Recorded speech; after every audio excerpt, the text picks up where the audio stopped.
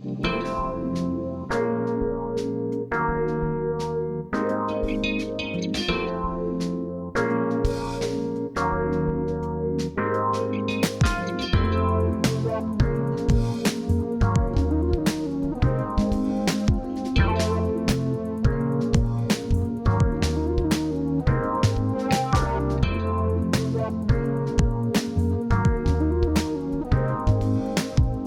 want to make sort of a fifth element, like a life chamber.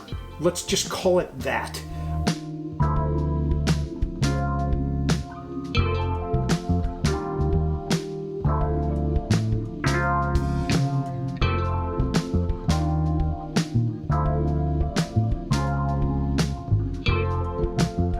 Be really careful about doing this because we're super sharp.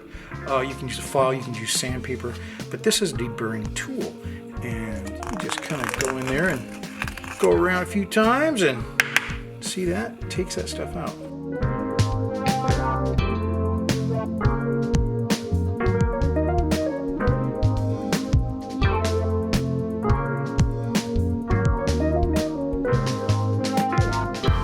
I think if I just go to cut this, number one, I got nothing to grab, and I think it might be problematic.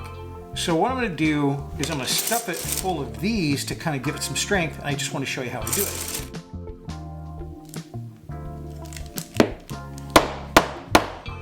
Okay, so I got to cut these first, and I think I'll do that with the Dremel, and I'll cut these maybe with the Dremel, but I could also do them with the bandsaw. So let's do that.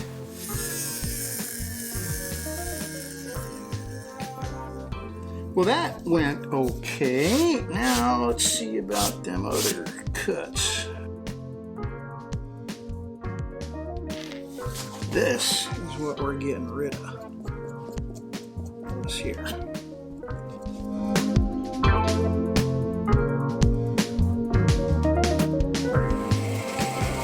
I went too far on that one, but that's okay. I can fix that.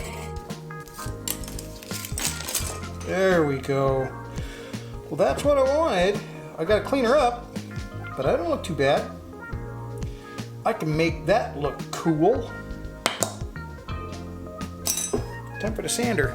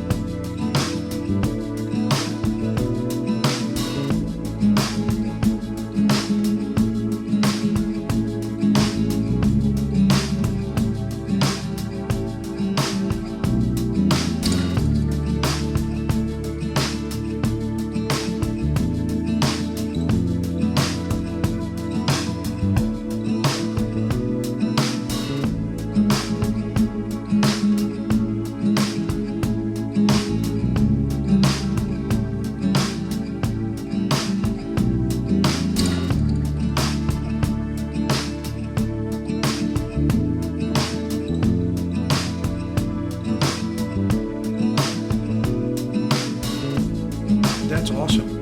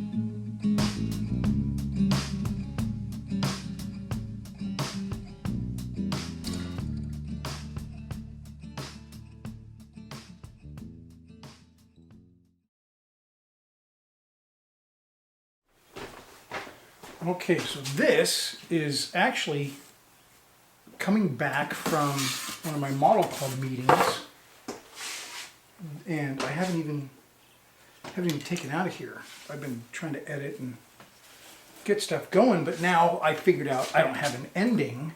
So, but I mean, this is the perfect ending. I wanted to show the progress and also tell the story.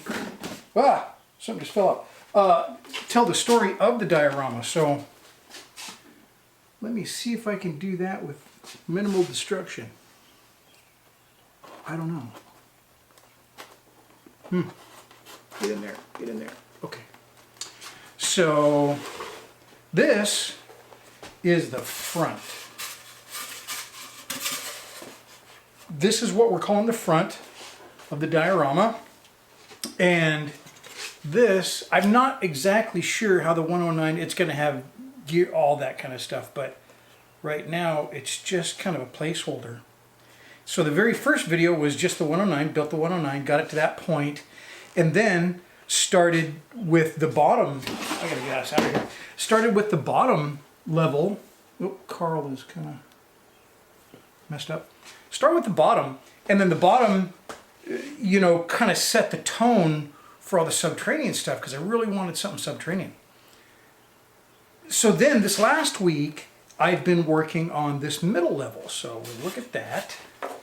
So this middle level is the bottom chamber is where they're like patching corpses and bodies and who knows what all together.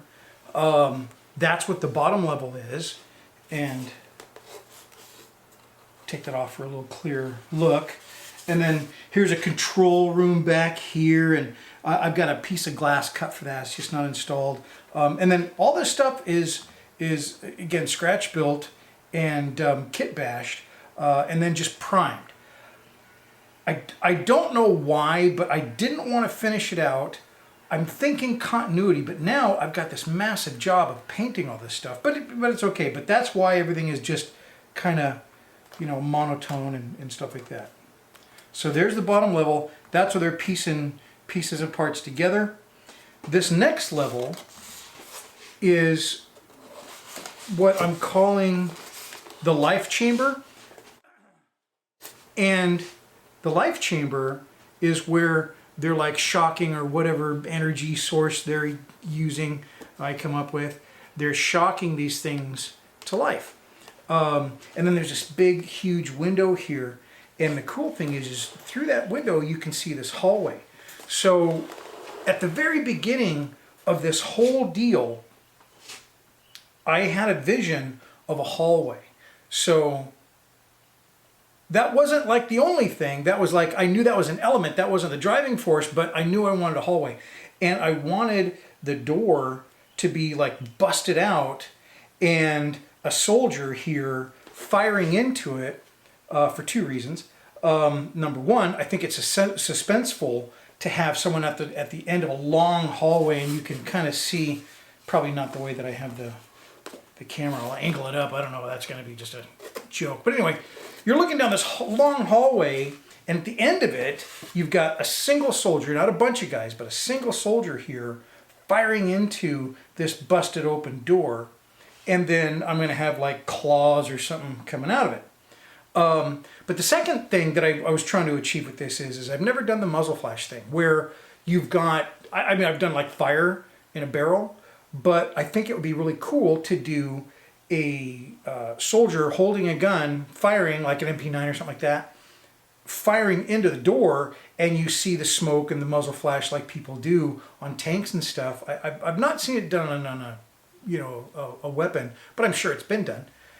So that's what I'm going to go for. But because of the orientation of this thing, you can only see it from this direction.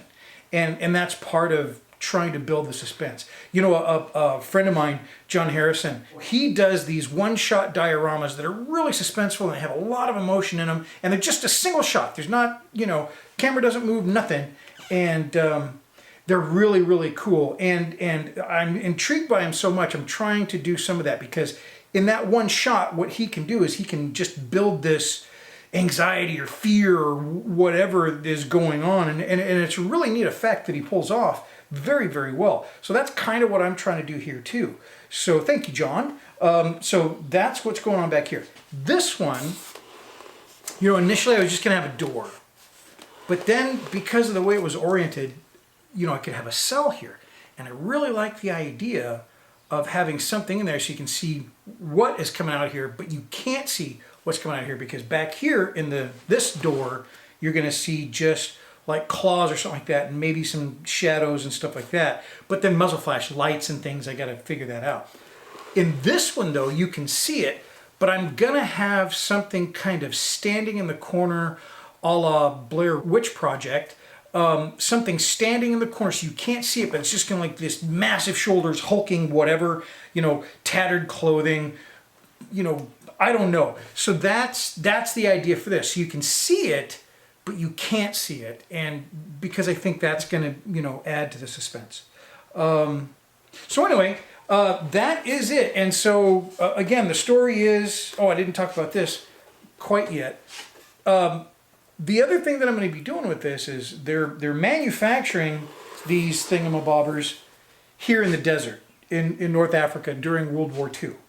So they piece them together down there, they shock them to life up here, and then they fly them out with the 109. And that's how this whole thing did originate. Was I wanted to do a 109 in the desert, and I wanted to do subterranean. Everything else kind of happened after that. That was the initial idea. So this, I want to modify the drop tank as like a soldier carrier. So they have like this thing that they've created, and I want it to be bigger than a regular soldier. So I'm going to shoot for like 3 meters or 9 feet tall. So this has got to be bigger, but it's got to be shaped and formed and stuff like that, so you can, like, no doubt that's what's in here, because I don't want it open or nothing like that. But I want this, you know, raised up, and they're either loading it or something's going on. This is all going to be desert, like, you know, paddock.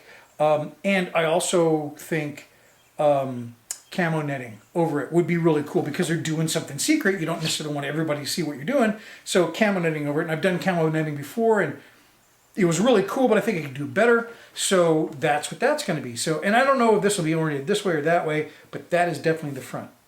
So that is the update. And boy, I'm having a heck of a lot of fun. It seems like every week that I do more work on it, I have more work to do on it, but I guess that's just the nature of the beast. So there we go. That I haven't actually really named it yet, so I'm open for suggestions. Tell me what you think. See ya.